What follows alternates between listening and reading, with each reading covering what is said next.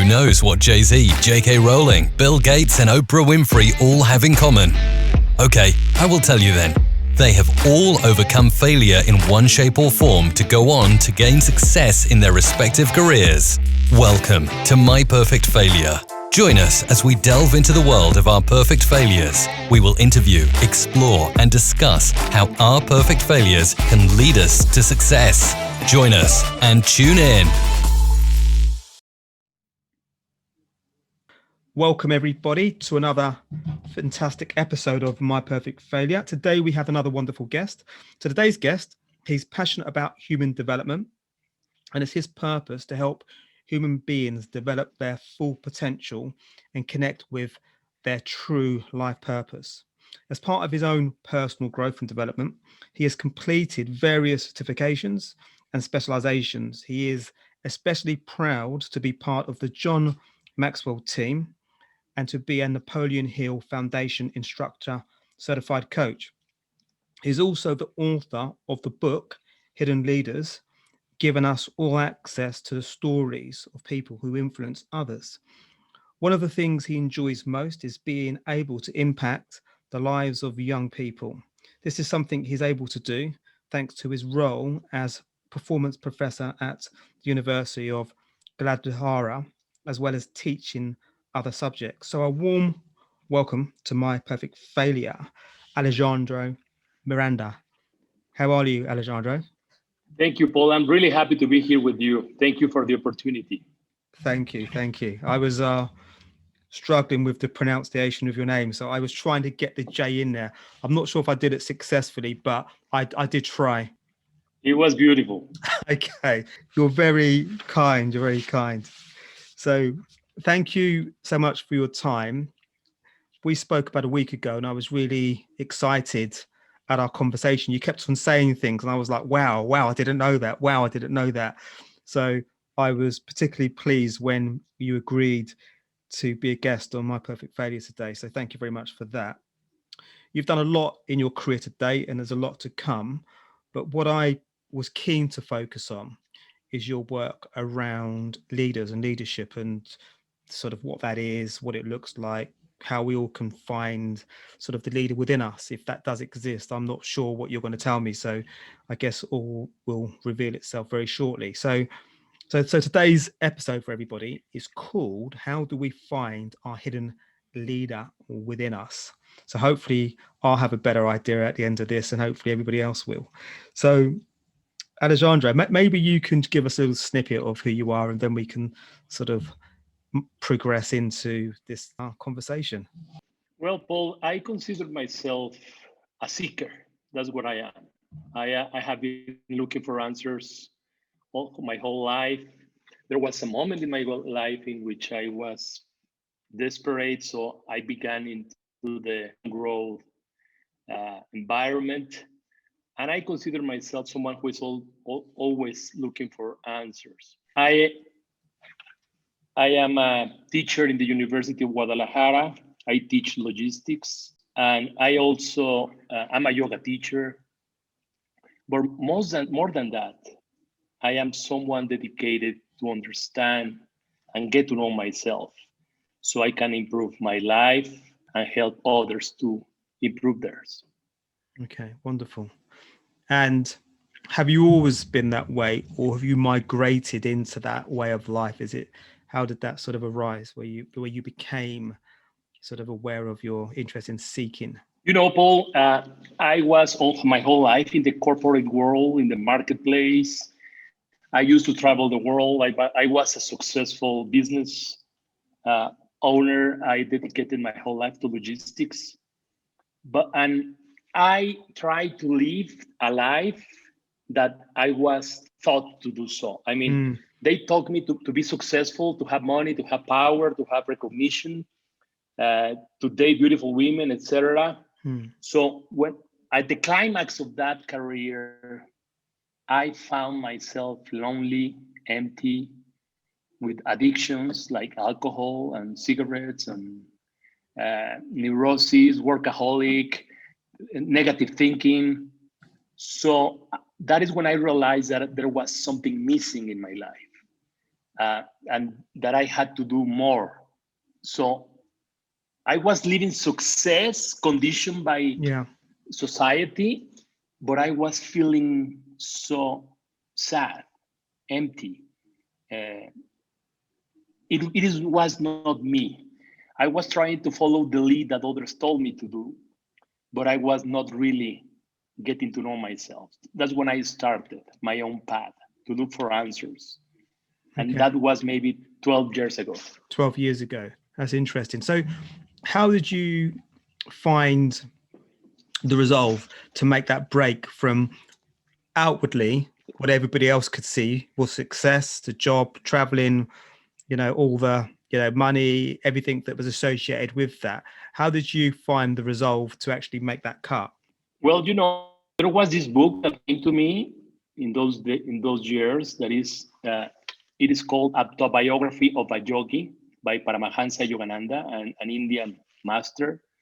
So I read the book and I decided that I needed to go to India, that I wanted to go to India. And I got into yoga teacher's training for more than a month in deep India.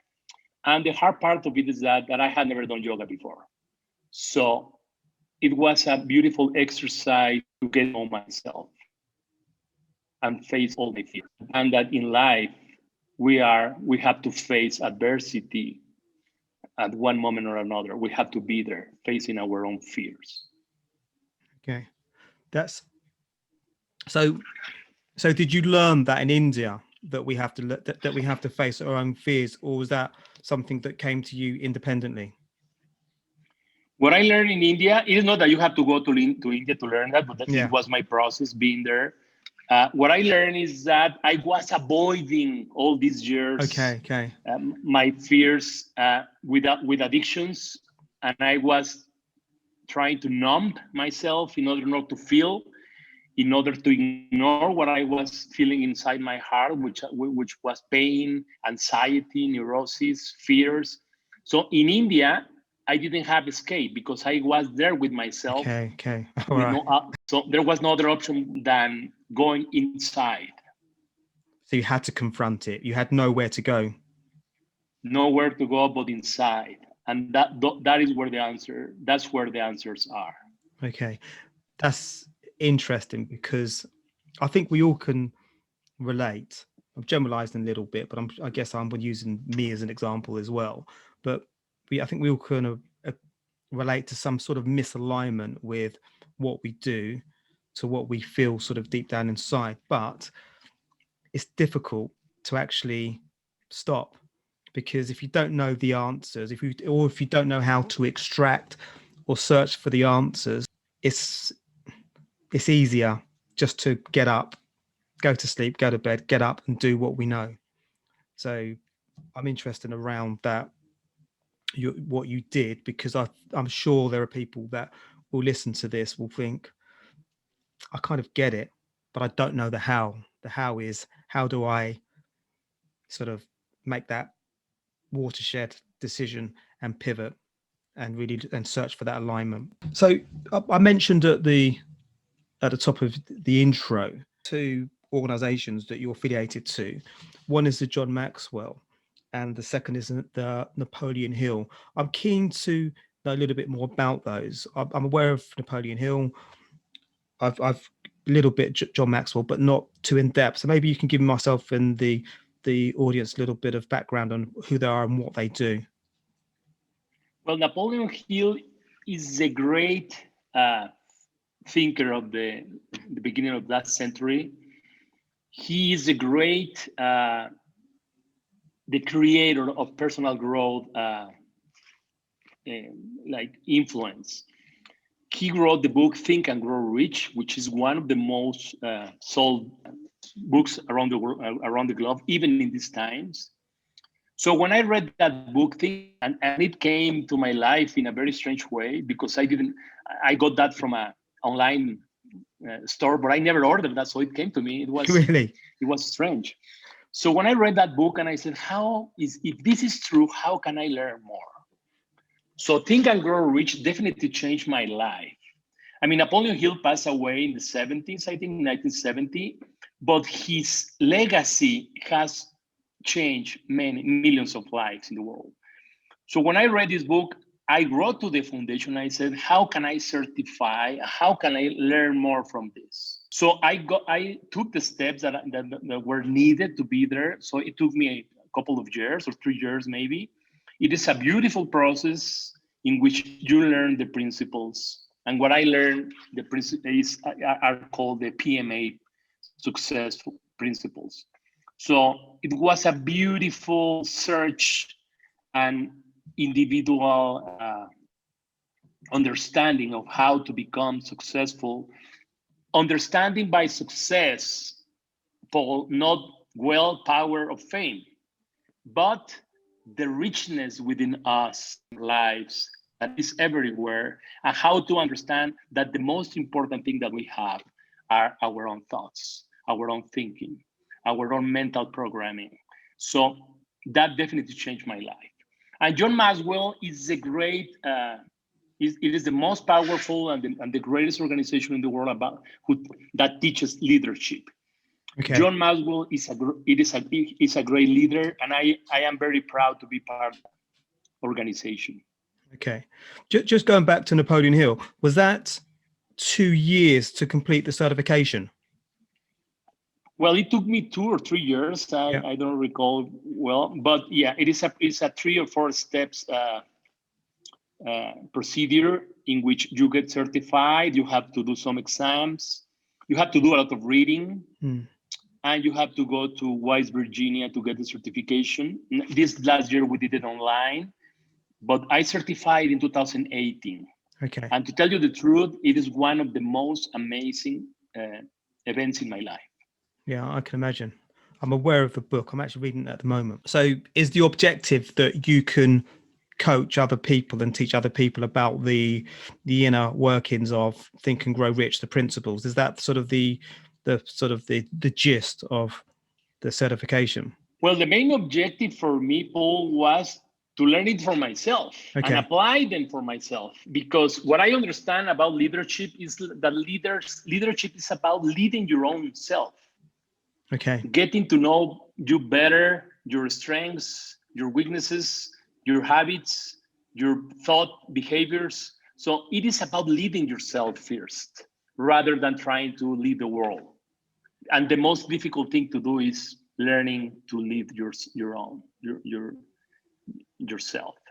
Okay, so that's, I was just gonna, you've kind of answered a question I was going to have around leadership, because I'm not sure if I fully understand the word. Because when I think of a leader, you kind of think of a leader of a country or a business. Kind of don't equate it to maybe yourself as an individual. How can I lead better? Obviously, if you're a parent, you lead hopefully you take on a role within your family and you lead, but we've all got the ability to lead within ourselves. Is that what you're saying? Yes, I believe, Paul, that there is a misconception about leadership. Leadership is not the position, it is not the title, it is not being a president. Certainly, presidents can be leaders because they have influence. And as John Maxwell defines it, leadership is influence.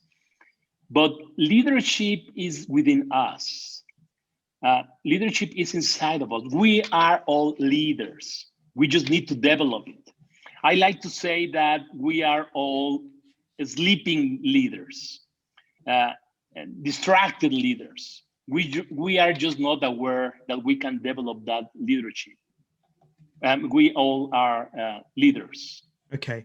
And if we're all leaders, I guess that possibly people like me, generalizing a little bit again, but if we don't understand what a leader is and that we have it within us, how do we go about accessing that and actually seeing it once we've accessed it? Is that kind of why you put the book together? Was the book an idea to give us the concept of what leadership is and it is available? Yes, leadership is not a definition. It's a way of being. It's a way to serve. It's a way to understand our heart and our soul. It is living with a purpose. It is living a life of significance. It is being transformational for you and for others. Leadership is about becoming your best self.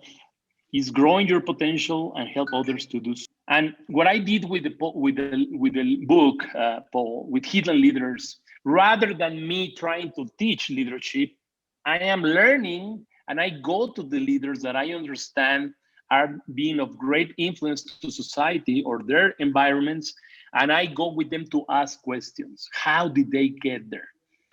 We call them hidden leaders because they are not known, famous, or they are not on the spotlight. These are anonymous leaders that are helping their country, their companies, their environments, and they are making people grow. And that is the beauty of it. Okay. So a good leader should have the ability to not only focus on themselves, but people around them. You can help them evolve, develop.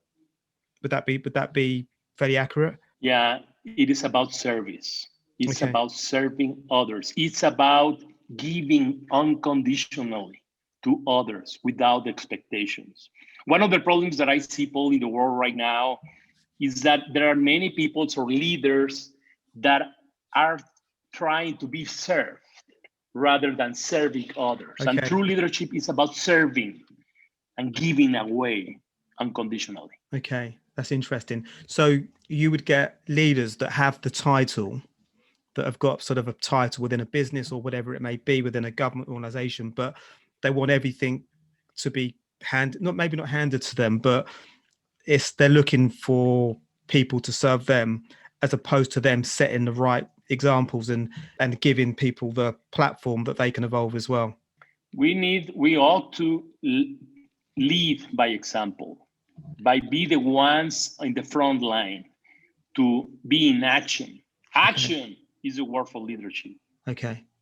And so those guys that lead and they maybe don't work with colleagues and help them grow, what's going on there? Do they just have a misaligned understanding of what a leader is? You mean Yeah, I guess what I'm referring to are leaders that are not really are looking to be served as opposed to serving. Do people that fall within that group, do they just have a misunderstanding of what a leader should be, and it's not actually going to help the overall business or family or whatever it is grow?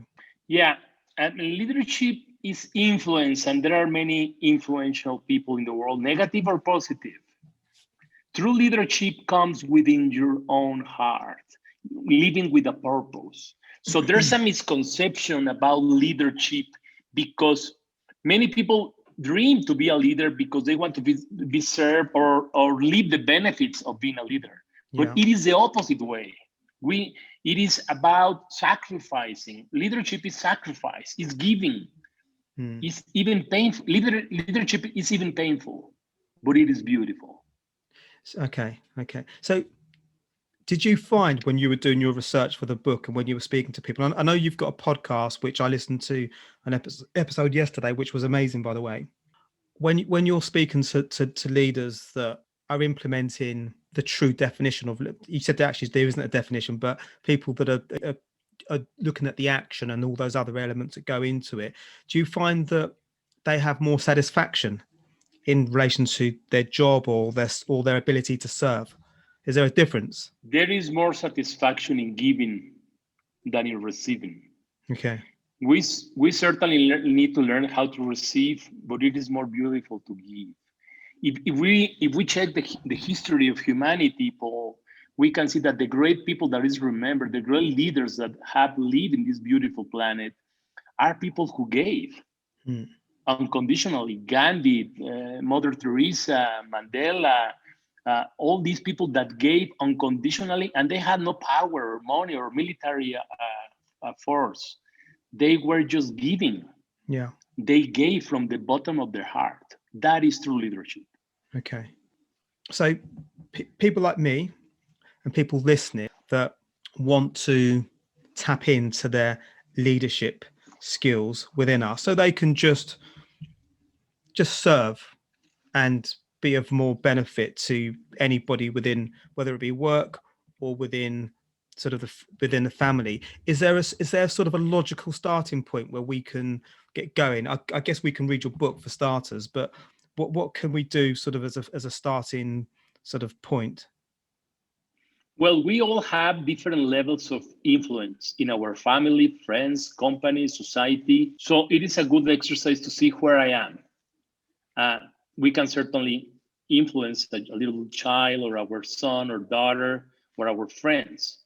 Is it positive or is it negative? I believe the right way to do is small steps at a time. How can I serve more? My neighborhood, the people now with this pandemic that we're living, there are many ways to serve. There are many ways to give.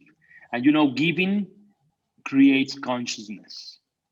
One of the more needed things in the world right now are to get consciousness, to awake, and to understand the importance of being alive in these moments of these times of existence.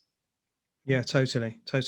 Something that I've just written down schools. And the reason I've written down schools, and this comes up a lot in conversations I have around the podcast and sort of in different areas. But in terms of leadership, is there a right age when we should start having some element of focus on leadership where, should we be giving, kids at school insights into what leadership is so there isn't this disconnect as we get into adult life? I believe, Paul, that there are many topics that our traditional educational system is not teaching. Leadership is one of them. We choose children to lead from the very beginning. Teaching is important. Teaching leadership is very important. Not only leadership, but creative thinking, imagination, accurate thinking, financial education. So many topics that need to be taught at schools right now. Okay. So there's almost because what I find with a lot of, sort of going back to what I was saying before, that we lose sight of a lot of these issues, just in the school system. And what we have to do is, we all sort of navigate. We go to school, we go to college, we get a job, we choose a life path, but then we have to unpack it at a later date because we realize there's some misalignment or some things missing. So it's almost that we need a rehash of the school system. John Maxwell speaks about different laws about leadership. Yeah. And the first law is the law of the lead. We have a limitation. Our professional or personal development cannot explode if we don't work on our own leadership first. So in order to have professional or any kind of success in our lives, we need to develop our own leadership. Yeah. So strangely enough, we are being taught to make money, to work on a profession, to have a life must in everyone's education so we can grow, so we can learn to give. Yeah. And I think we will have a very different planet, a more beautiful ways of relating with others. Yeah. And I guess the question I have now, which I guess I'm going to ask you the question, but possibly nobody knows the answer to this, but how far are we away from actually having that? Well, I don't believe in conspiracy theories. And I just believe that our system is not teaching leadership because they don't understand the importance of it. I don't know, but it will be very great to develop humans. Yeah. In a more deep, more than, there's a paradigm, Paul. Yeah. We are thought to have, but we are not thought to be. So the very beginning of all this is to learn to be humans. Yeah. So we are shifting the paradigm. Instead of learning to do and have, we should just learn to be, or just be ourselves. That is the importance of meditation. Yeah. That's just what I recommend meditation, because meditation is about being in life, being ourselves. So just in relation to leadership, so earlier you mentioned some fairly significant leaders who've done remarkable things during their lives. Can there be a problem if you've got too many people with outstanding leadership skills within society? Be a problem if we have many leaders? Or? Yeah, possibly it's not. I'm just being devil's advocate. Or whether we need more. Yeah. or whether society would view it as, potentially you and I wouldn't, but maybe society wouldn't be comfortable with having too many powerful leaders. Well, the power is about serving. I don't think anyone would regret having serving leaders. So we need more conscious leaders. We need people that, rather than looking for power or money or controlling the society, we need serving leaders, humble, congruent, visionaries. Yeah. And I don't think anyone would regret that. We need them more now, more than ever. Yeah. Yeah. I totally agree. So, and just around that, what I'm fascinating the subject leadership, I'm also interested to know, because I talk about failure a lot in the podcast and around how life's events can sometimes overwhelm us. Do leaders have do they have particular skill sets that enable them to cope with failures or setbacks? I think we all have those skills. We just need to learn to develop. Leadership is a process, an eternal process. But one of the most important things about leaders, or the leaders that I have known, is that they learn from their own adversities. Okay. Every adversity, Paul, every defeat has hidden somewhere a seed of equivalent benefit. Okay. One of the main tasks for a leader is to discover that seed and water it, cultivate it, and make it grow. So behind every adversity, there's a beautiful seed that needs to be developed, and that is leadership. And I don't know any leader that hasn't had difficult times in their lives. Yeah. So having these times and learning from them is one of the beauties of our discovering our own leadership. That's just what I wanted to hear, because it means that we've all got access to that seed, or our own seed, which we can water and nurture. Just for people that are listening, and I guess for me as well, how do we go about that? You know, if we experience some level of setback, do we take a moment to digest it so we can view that situation with clarity? And then do we go about trying to unearth the seed, or do we talk to friends or coach, or, you know, what would you recommend? One of the things that I recommend, or that I personally do, is dedicate time for my own reflection. Meditation, being alone in nature, that gives you a lot of clarity. And I believe it is important to write. Write gives us a lot of confidence, clarity. And whenever we're living an adversity, it would be very important to find out the advantages of the learnings of that adversity. And we will always find something. For instance, Paul, this pandemic has many, it is an adversity for humanity, but if we look carefully, we will find equivalent benefit, or seeds of equivalent benefit. There are many positive sides of this. One of them is that we are developing new technologies. Humanity are being prepared to, and it's amazing how the humanity created a new vaccine within a year. Yeah. We are more consciousness. And the most important thing is that we are facing two of the greatest fears humanity can have: the fear of death and the fear of illness. So that gives, one way or another, it gives us consciousness. And even in this, living this, we are learning positive sides of it. Okay. That's the way I see it. Yeah, because this is such an extreme time. So, you know, I guess nobody thought that a year and a half ago that we would be in this situation where we're all sort of living our own bubbles globally. So for people listening, you're in Mexico, so you guys have, you know, I'm in the UK, so you've equally got your own challenges with lockdown and the virus and whatnot. Okay, so leaders would have specific skills. So when you talk about writing, are you referring to something like journaling? Would that be something that people could do? A personal diary is very stoic, is very powerful.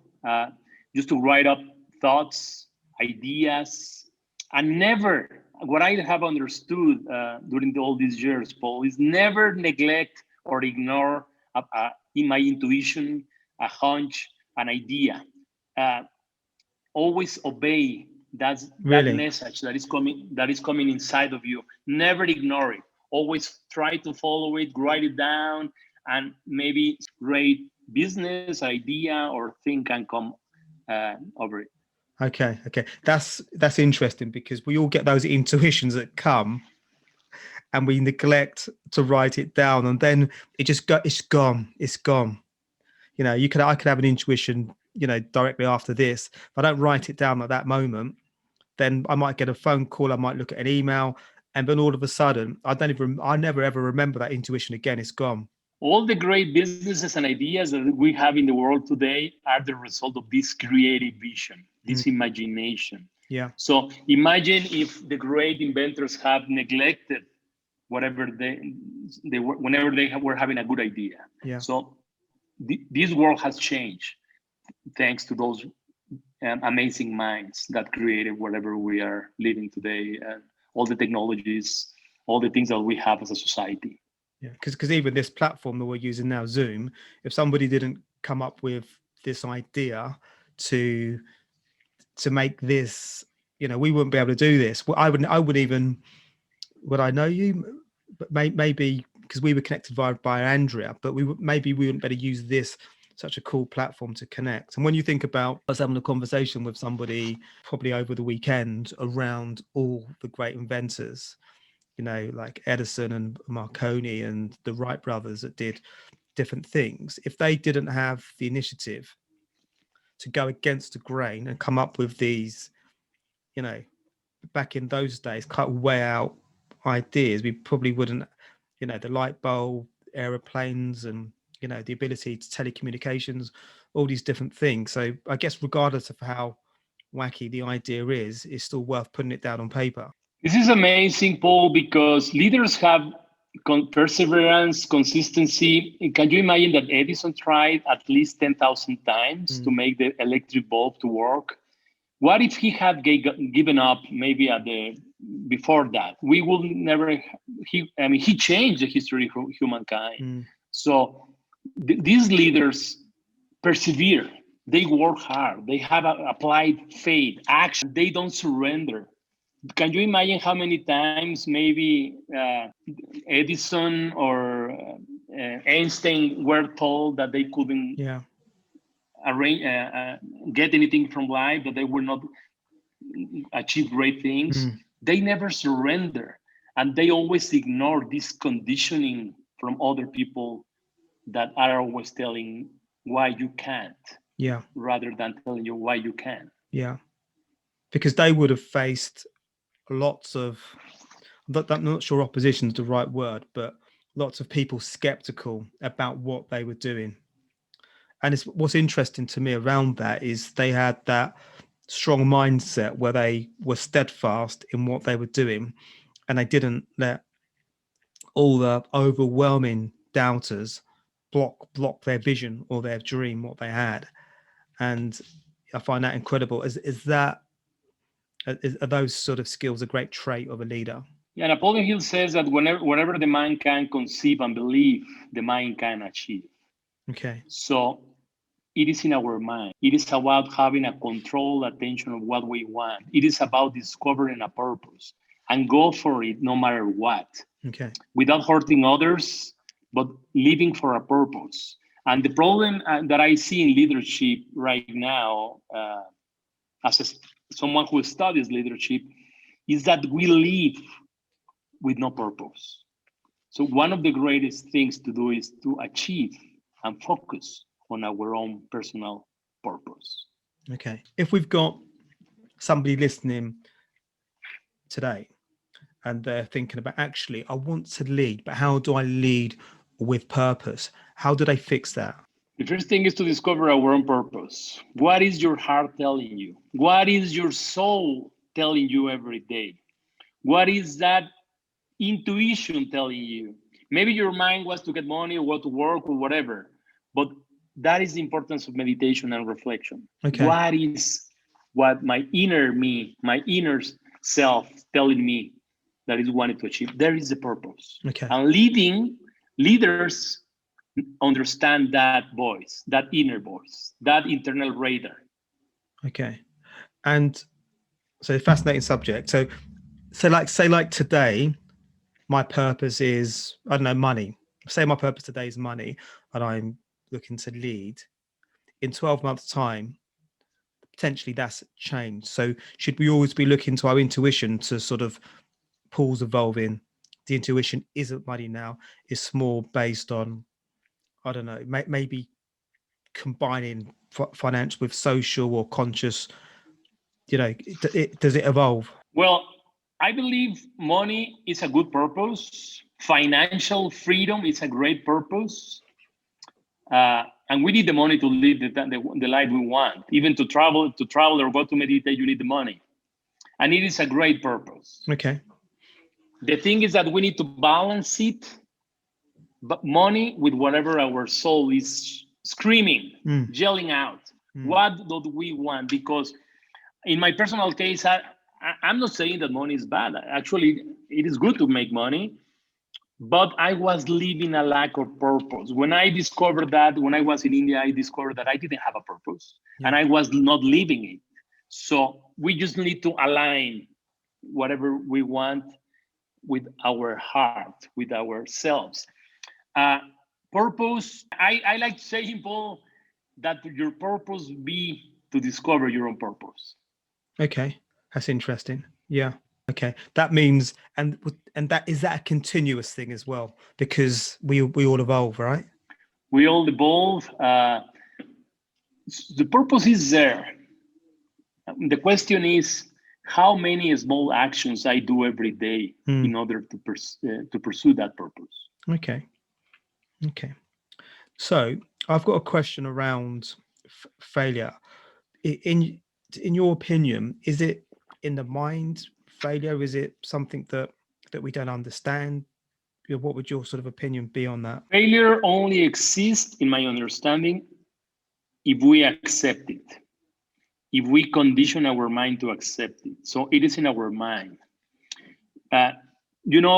Surrender. If we surrender, is because we have a mindset of failure. The great minds have never surrendered. Quitters never win, and winners never quit. Okay. So it is a mindset. Okay. If somebody's working on something and it's not going quite according to plan, and from their sort of research and analysis of whatever the situation, you can pivot though without quitting. That's a question I guess I'm asking. You can change the plan. The planning, but not the purpose. Okay. If you really want something, you have to go for it no matter what. Okay. You're gonna have disadvantages, failures, but if your purpose is honest, it's really a great, good purpose, you're gonna go for it. And you're gonna change the strategy, but the purpose is there, beating on its own. Okay, that's a great answer, and it gives clarity to that. So the purpose stays the same, but the strategy will evolve. And I think that's a great insight for people listening about how they can tweak things but still retain the purpose that's in their heart. So we spoke about the pandemic, which we're all affected by. Have you seen any good examples of leadership in this time? It can be small, it can be somebody that, like a family member or like a friend or somebody more significant, but I'm just keen to see whether you've seen any good examples of how people have navigated this process. The real leadership that I've seen in these times, Paul, are people who are in the front lines, nurses, doctors, people working at hospitals, people taking care of the old people, the children. These are the real leaders. Yeah. People that are serving unconditionally to others to save people's lives. Yeah. It is not in the politicians. It is not in the leaders that are on the commodity of presidential chair. Maybe I see this in the front line. People that are sacrificing their own lives to serve others. That is the true leadership.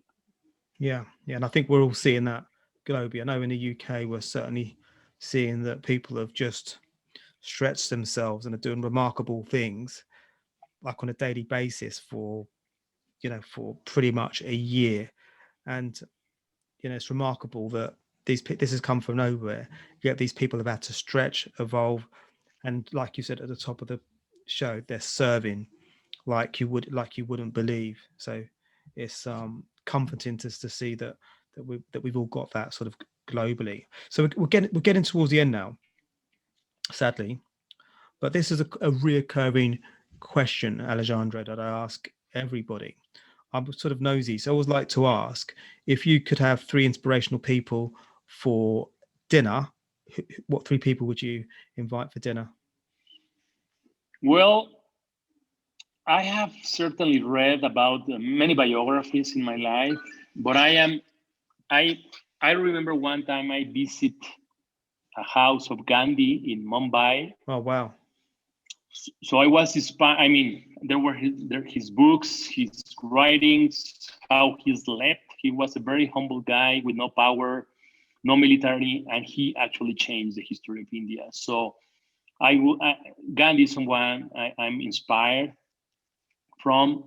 I love the story of Paramahansa Yogananda, the one that I spoke at the beginning, this great yoga teacher from India that brought the Eastern thought to the United States in the 1800s.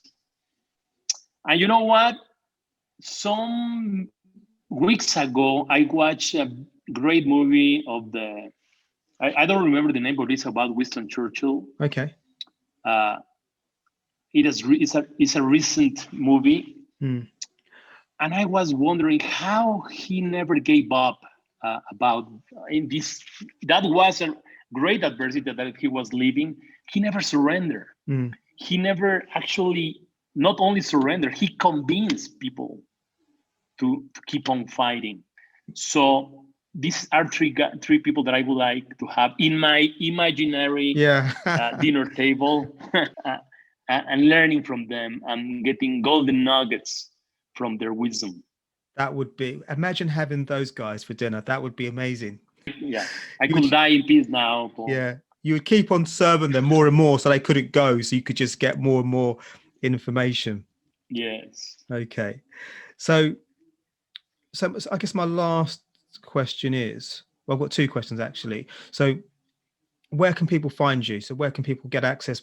Actually, quickly, if you just mention your podcast, because you've got an amazing podcast. I listened to it yesterday. So how can people sort of access your podcast?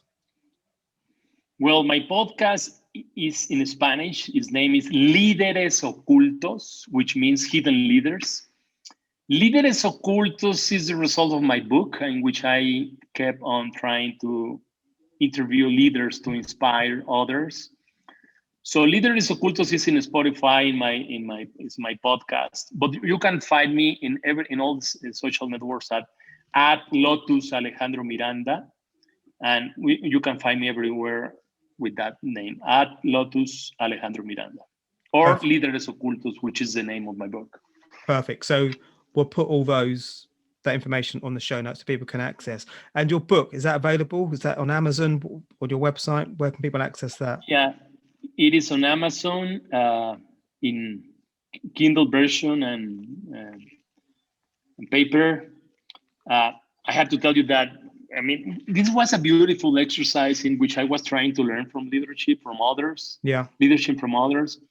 And it was an Amazon bestseller for some weeks. So it is still among the first 10, I believe, in Mexico. Mm-hmm. So it is a beautiful exercise for learning from leadership. So I think I will have a second version.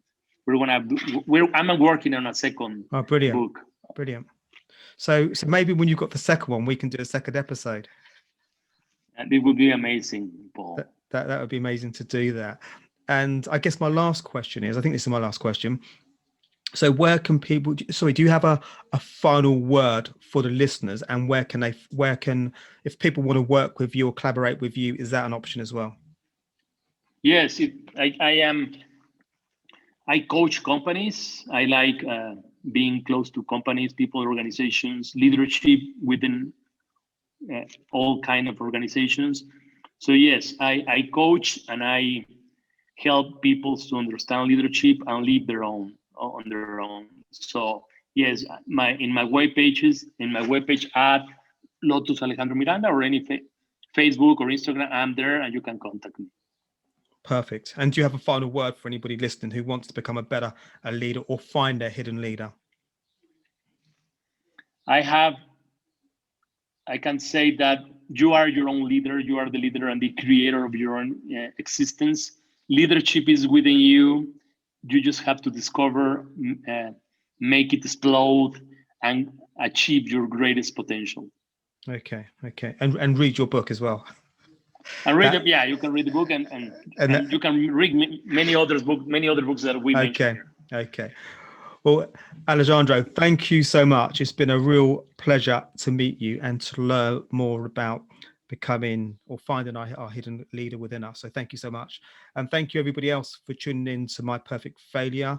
And please look out for the next episode. You can catch me at www.myperfectfailure.com. Take care, everybody. Bye.